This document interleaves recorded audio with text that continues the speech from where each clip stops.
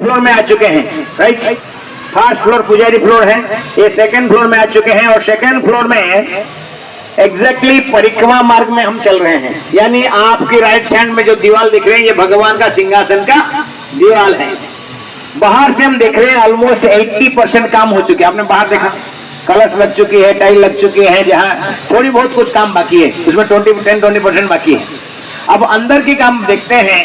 अंदर में भी दीवार लग चुकी है, फॉल सीलिंग रेडी है और नीचे का बोर्ड फ्लोरिंग लगे नहीं हुई है। अब हम लोग यहाँ से ये जो आपने कहा मैंने बाहर से जो व्हाइट मार्बल दिख रहे थे वो वियतनाम का है। यहाँ पर एक सुंदर मार्बल दिख रहा है आपको राइट से, आपकी लेफ्ट हैंड साइड दिख रहा है आपको दीवार में, ये ब्राउन मार्बल है। ये फ्रांस, ये यूरोप से आया हुआ है, फ्रांस कंट्री से आया हुआ है, देखने में बहुत सुंदर है ना। आइए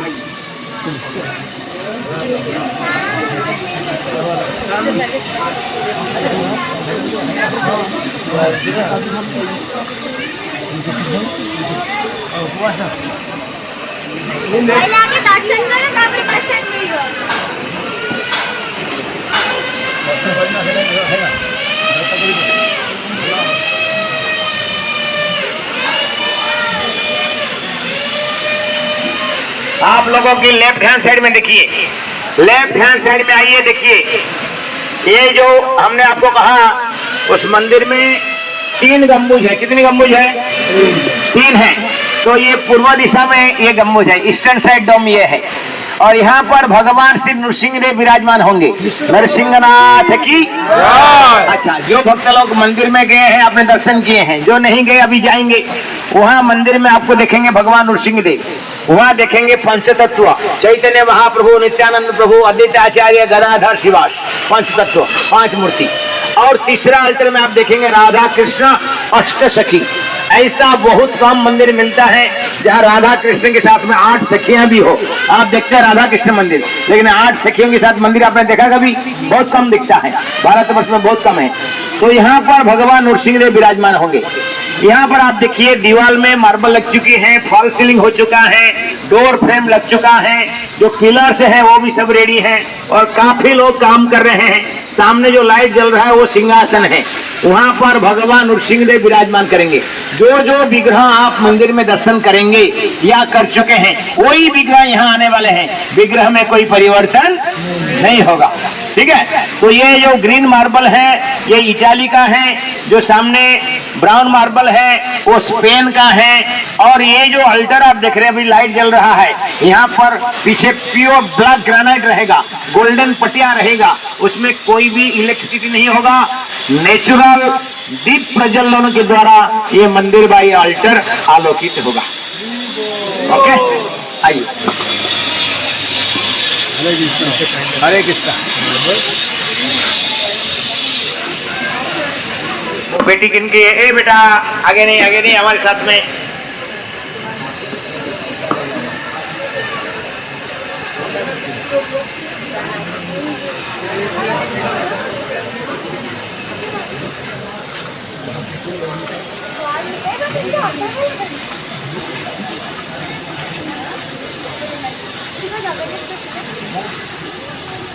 हरे कृष्णा।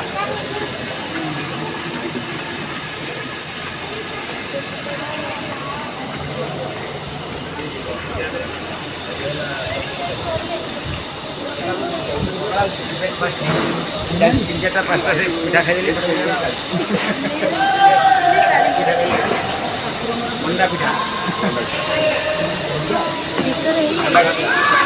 हरे कृष्णा, हरे कृष्णा। आइए जल्दी आइए आप लोग। श्री गौरांग महाप्रभु की जय। तो ये जो मंदिर है ये हम देख रहे हैं, ये सबसे बड़ा मंदिर है। अब हम लोग मंदिर के सेंट्रल डोम के सामने आ चुके हैं। आइए इधर आइए। ये मेन टेम्पल हॉल है, देखिए यहाँ पर सामने 3 ऑल्टर है। 3 ऑल्टर दिख रहे हैं आपको। सबसे पहले लेफ्ट साइड में जो ऑल्टर है वहां गुरु परंपरा, आचार्य, षड्गोस्वामी रहेंगे। बीच में पंचतत्व रहेंगे, 5 मूर्तियां जो आप देख रहे हैं वहां। और तीसरी में रहेंगे राधा कृष्ण अष्ट सखी वृंदा। अनेक भक्तों के मन में प्रश्न आता है, आपने बीच में राधा माधव को क्यों नहीं रखे? देखिए इस मंदिर का नाम है श्री श्री मायापुर चंद्रोदय मंदिर, प्रभुपाद जी ने दिए हैं। और साथ साथ इस जो धाम है ये लीला भूमि है, ये धाम का धामी है गौरांग महाप्रभु।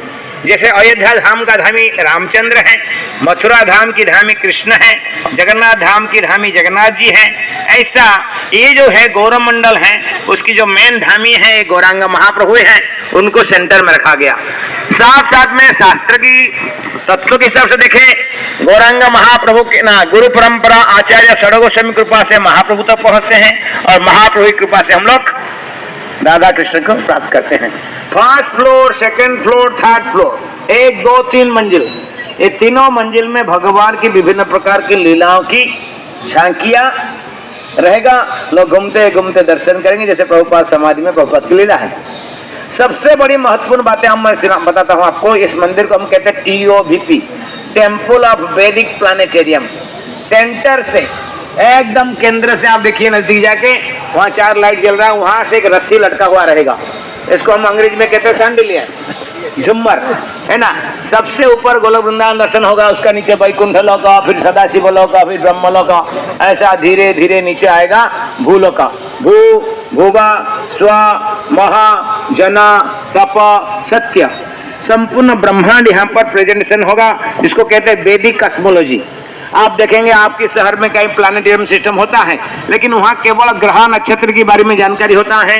वहाँ स्वर्गलोक, जनलोक, तपलोक, महालोक, वैकुंठ लोक के बारे में जानकारी नहीं होता है। और आप ये प्रश्न पूछेंगे, कहेंगे ये तो है ही नहीं। ये कहेंगे हमारे भारत में सबसे बड़ी हंसी लगता है, वही साइंटिस्ट बोलता है, नास्तिक बोलता है स्वर्गलोक नहीं है। जब उसके बाप पिता माता शरीर छोड़ते हैं तो क्या कहता है, उसको श्राद्ध कर्म में लिखता है, पेपर में लिखता है स्वर्गीय, स्वर्गवासी, वैकुंठवासी, पता नहीं क्या क्या लिखता है कि नहीं। तो इधर कहता है कि नहीं है, फिर इधर क्यों लिखता है?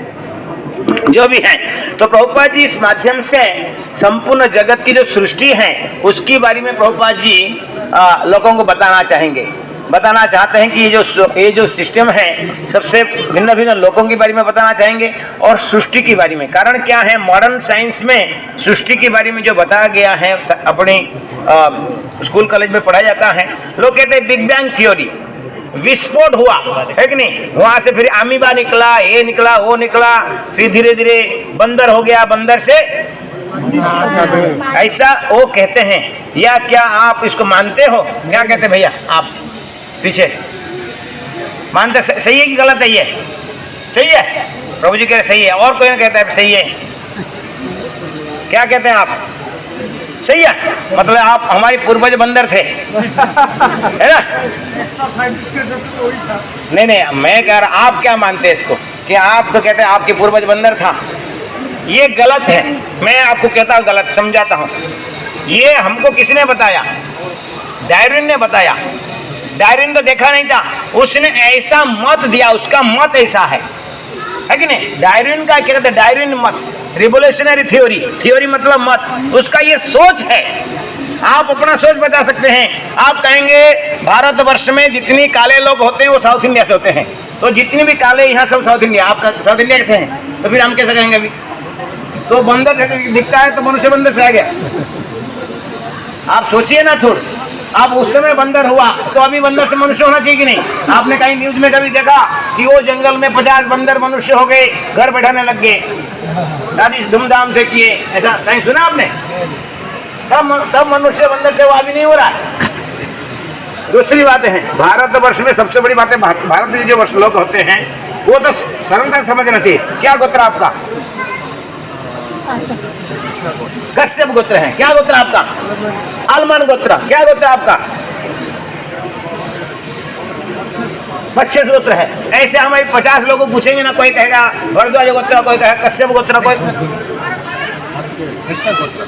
नहीं। एक्चुअली कृष्ण गोत्र एक्चुअली में तो हाँ, एक्चुअली नहीं होता है। एक्चुअली जो वैष्णव हम दिखा लेते हैं तो अच्युत गोत्र होता है। ये तो आपकी सबके अपना अपना गोत्र होता है। कश्यप गोत्र होता है, भरद्वाज गोत्र होता है, सांडिल्य गोत्र होता है, गौतम गोत्र होता है, नागस्य गोत्र होता है। इसका अर्थ क्या होता है?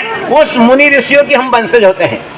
जब उसी मुनि ऋषियों की हम वंशज हैं, आप थोड़ी सी सोचिए, तो बंदर फिर कहाँ से आया? वो मुनि ऋषि क्या बंदर हो गए? बंदर से फिर मनुष्य हो गया क्या? ऐसा तो होता नहीं है। तो ये डार्विन का थ्योरी है, ये शास्त्र में लिखा नहीं है। आप थोड़ी सी भागवत को कमियां हमारी क्या है, हम लोग शास्त्र नहीं पढ़ते हैं, वो जो विदेशी लोग बोले इसको बस एक्सेप्ट कर लेते हैं, समझे कि नहीं। तो इसीलिए प्रभुपाद जी महाराज जी वेद और शास्त्र में क्या लिखा है यहाँ पर उसको प्रेजेंट करना चाहते थे कि लोग समझे कि हमारी पूर्वज बंदर नहीं, हमारी पूर्वज मुनि ऋषि हैं। और मुनि ऋषियों ने ब्रह्मा से जन्म हुए, ब्रह्मा भगवान की नाभि कमल से जन्म हुए। हरे कृष्णा हरे कृष्णा हरे कृष्णा हरे कृष्णा कृष्णा कृष्णा कृष्णा हरे हरे हरे राम राम राम हरे हरे हरे हरे हरि नाम संकीर्तन की हरे जय। कृष्णा राम राम हरे हरे जय श्री भगवान की जा तो बहुत बहुत धन्यवाद। मैं सभी से रिक्वेस्ट करूंगा, ये जो मंदिर हम देख रहे हैं ये आगे जा सकते हैं।